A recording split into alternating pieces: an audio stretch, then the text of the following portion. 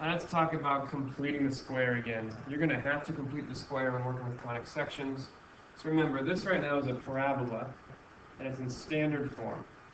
And when we would graph it, we would like do negative b over 2a to find the axis symmetry, and plug that in to find the vertex. We know that the y is negative 6. But here's a parabola in vertex form. And when it's in vertex form, we know right now the vertex is at the point 4, 10. It's the opposite of this and the same as this. Well, completing the square is how you can get from standard form to vertex form, and there's a lot of really practical uses of completing the square. You probably remember, or you don't remember, but what we did was mostly complete the square for solving, which means we had a 0 instead of a y. Now this is a little bit easier because I can just turn these into numbers and have 6 equals x squared plus 8x, and do my b over 2 squared stuff and all that. But because we don't have a 0, we have a variable over there. We can't just, well, we could do the same thing, but y plus 6 is kind of weird. I'm going to show 2 ways to do this. To complete the square, the first thing I do is I take this number here, and I just push it off to the side. So I have y equals x squared plus 8x, and then way out here, I'm just going to move over the negative 6, just drag it over there. Now, if you remember, the key to completing the square was doing b over 2 squared. In fact, the first thing we did, we would say, okay, b equals 8. So b over 2 equals 4. So b over 2 squared equals 16. But what I'm going to show you now is really different from how I showed it to you before, or maybe you saw but forgot it. Instead of adding a 16 to both sides of the equation, instead I'm going to add a 0 right here.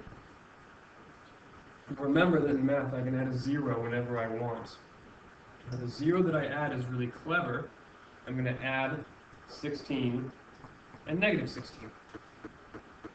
I ended up adding a 0 because 16 minus 16 is 0, and I got that 16 from this b over 2 squared. Well, now this can factor. So it becomes y equals x plus 4 squared minus 16 minus 6. Remember, this middle part here will always factor into x plus b over 2 squared. So whatever this b over 2 term was, that's what will go right here. The negative 16 wasn't used in the factoring, so it just sits there. And so I get y equals x plus 4 squared minus 22. So over here when I said it was plus 10, I was wrong. It was actually minus 22. There's your vertex. Plus 4 minus 22. And that, I think, is going to be the best way for you to go about completing the square as we move forward in this chapter. So I'll do another example here. Here I'm going to factor out the 2 first. When you're completing the square, pull out the 2 first. Or pull out a GCF first, always. But this plus 4, even though this could be divided by 2, I still want to take this and move it out of the way. Just get it out of the way entirely. Now I do my b over 2 squared stuff. So right now my b value is negative 6. So b over 2 is negative 3. So b over 2 squared is 9. So I'm going to add a 9 and subtract a 9. I'm adding a 0. Now I'm going to be really careful. I know that this middle part can factor, but my 2 is still sitting out here. So now I have 2.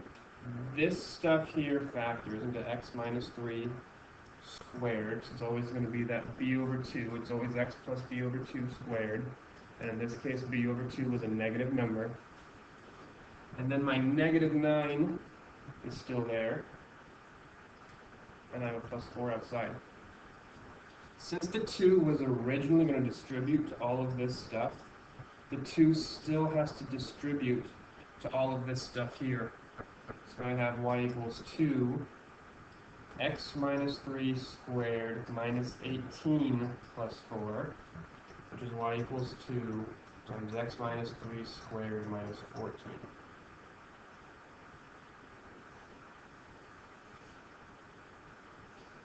I'll do a dirtier one, and I'll show a different method after that. Here I've got to factor out the 3. First of all, I always start by pushing this 1 out to the side. I factor out a 3, which makes this thing ugly. We'll get a fraction. Deal with it. Right now, my b value is negative 5 over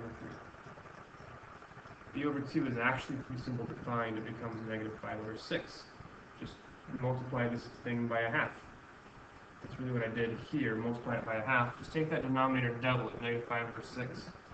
So b over 2 squared is 25 over 36.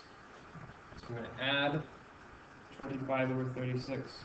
So I also subtract 25 over 36.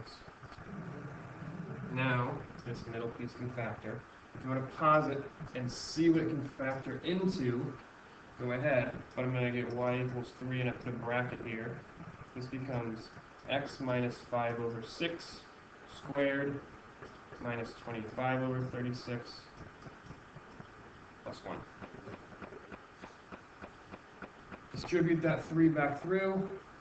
Y equals 3 x minus 5 over 6 squared minus 1. I distribute the 3. The 3 and the 36 can cancel, become 112. So it really becomes minus 25 over 12 plus 1, which is y equals 3 x minus 5 over 6 squared minus 13 over 12. And there's your vertex form. Although in this chapter I don't plan to give many, if any, that are quite that difficult. Let me show one other way, a completely different method you could use if you really wanted to. I'll just make up some problem here. Y equals 2x squared plus 8x minus 3. One thing that people like to do is just solve this. Add a 3 to both sides. Divide everything by 2.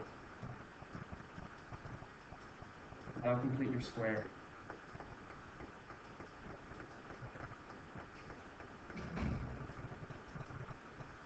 So I get y plus 3 over 2 equals x plus 2 squared. Then I multiply by 2 on both sides. And subtract 3. I highly discourage doing it this way, because once we start doing more complicated things that have x squareds and y squareds, it's not going to be super helpful, but you can do it that way if you want to sort of split up into pieces, and when we get there, we'll cross that bridge.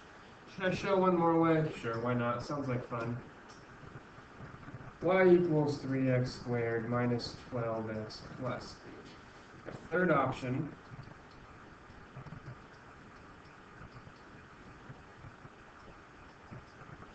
and this is basically the same thing as what we just did. I guess it's not. Instead of adding 0 like I've been doing, I could add the same thing to both sides of the equation.